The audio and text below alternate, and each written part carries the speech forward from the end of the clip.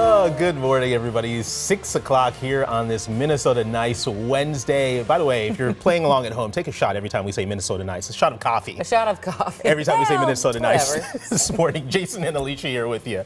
I love you holding that big Minnesota Nice board. We're going to get to that story coming up. There's 7 key characteristics about what is Minnesota Nice. I find it interesting being from Minnesota. A lot of people are going to be doing some self-reflection this morning. We definitely are. All right, let's get over to Guy. Hey, happy Wednesday. Good morning. Happy Wednesday to you. You have some showers north of 94 this morning. Some thunder as well embedded in this cluster of rain that's moving off to the east this morning. This will stay north of 94. And once this area of showers move off to the east, then dissipates later this morning, we have a dry day ahead, a beautiful day. You can see that sunrise looking fabulous out there. Temps in the upper 50s, partly cloudy to mostly sunny skies this morning. Take a look at your day planner. Maybe carry the shades with you this morning. Temperatures in the mid 70s already by lunchtime. Temperatures in the upper 70s and low 80s later on this evening. So enjoy the day ahead. I am tracking some changes, of course. The weekend looks wet. More on that coming up in my 7-day. Megan? Good morning. All right, we're taking a look right now at a crash. This is in Inver Grove Heights at 52 heading north and 70th Street, not blocking any traffic, but just want you to be aware if you are going to be going through that area anytime soon. We'll take a look right now all across the metro. Things are looking great this morning. We're seeing lots of green. That's what we like to see. And up to the northwest suburbs, if you're traveling from Monticello to the Fish Lake Split in Maple Grove, heading eastbound on 94, your drive time is going to be just under 20 minutes. Megan, thank you. Let's turn to our top story here now at 6:02. An ex-MPD officer charged with third-degree assault could avoid jail time. This video you're seeing shows former officer Justin Stetson repeatedly beating Jaleel Stallings after he surrendered as he laid on the ground. In 4 hours, Stetson will be in court with his lawyers to talk about a potential plea deal. So if the paperwork gets signed, that entire incident that you just saw would be wiped from his record. Cece Gaines is live at the Hennepin County Courthouse with more details this morning. Good morning, Cece. Hi, good morning. So that plea deal is expected to be argued here really soon here at 10 this morning. Now, Jaleel Stallings, the man who was beaten, has a lot to say about this potential deal. We'll hear more from him just in a few seconds here. But first, we want to talk about how we got to this point today. This really all started back in 2020 after the unrest after George Floyd's murder. MPD officers in an unmarked van shot rubber bullets at Stallings. Stallings, who's an Army veteran with a license to carry, says he fired warning shots back, he says, in self-defense. And initially, Stallings was charged with attempted murder, but a jury said he acted in self-defense. Stetson was eventually charged with third-degree assault. If we fast forward to today, that could all be undone. Stallings says he's disappointed in what he calls a lack of accountability. As the innocent party, I would have served more jail time as a direct result of this than any of the police officers involved. Now, Stallings has filed an official objection. He's calling this deal a betrayal. Jason, Alicia. All right, Cece Gaines with the latest this morning. Thank you. I'm Gordon Severson. St. Croix County Deputy Katie Lysing will be laid to rest this Friday. A public visitation will be held at Hudson High School from 9 to noon, followed by a full law enforcement funeral. Lysing was shot last weekend while responding to a possible drunk driver who was stuck in the ditch. She leaves behind a partner and a baby. A memorial fund has been set up, and if you'd like to donate, we posted information on our website at KARE11.com. And of course, you can stay with KARE 11 for the very latest on the services. You can find information on air, online, and on our social media platforms. This morning, authorities tell us a large fire in Wright County that could be seen from Interstate 94 may have started accidentally. Sky 11 caught crews putting out the fire at Clearwater Auto Parts. That's about 10 miles from St. Cloud yesterday morning. Authorities say it appears employees working on a car may have sparked the fire. No one was hurt, but the huge fire left behind a lot of damage to the property. Well, it's final exams time, and we're just 2 days away from the U of M's commencement. But many are concerned about safety following several days of violence in Dinkytown. Police telling us late last night that they will have extra patrols on the streets this busy weekend. Minneapolis police say within the last week, they've responded to reports of gunshots and assaults. Police say the majority of these crimes are being committed by teens who in some cases have either been arrested or cited and then released, committing more crimes.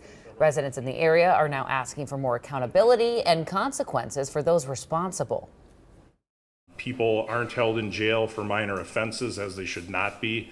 You should not be held in jail for 30 days on a trespass. But I can assure you, if the officers get there, we have good information, good evidence, solid evidence that we can give to attorneys like Mike. They're not afraid to take these things to court and have people held accountable. Those things do not happen fast. If they did, they would not be fair or equitable. Minneapolis police say there will be an increased police presence in Dinkytown all weekend as thousands are expected in the area for graduation weekend.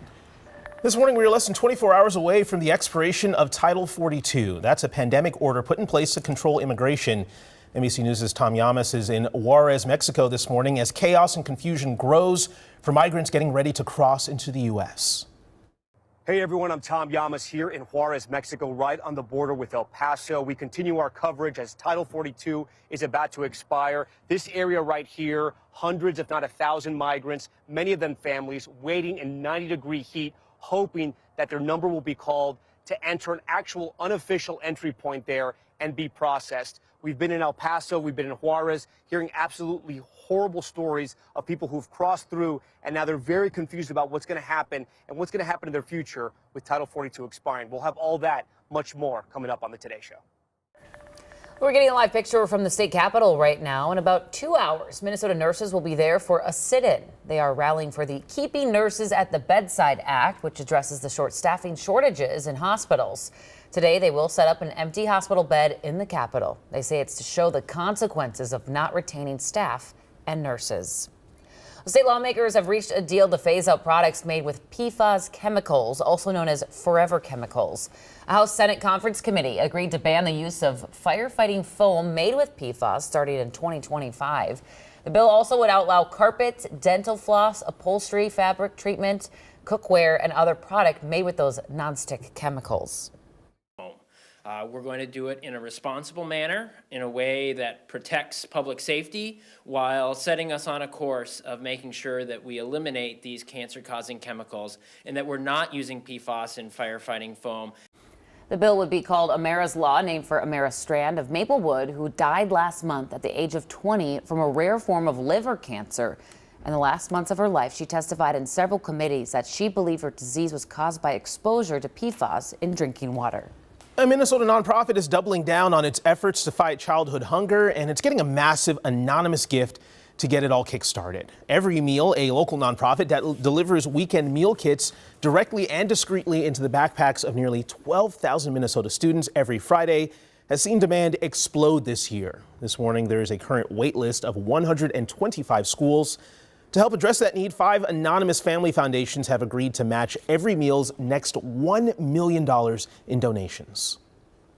It's a big goal, $1 million. We're working on about $250,000 of that to go through the rest of this school year.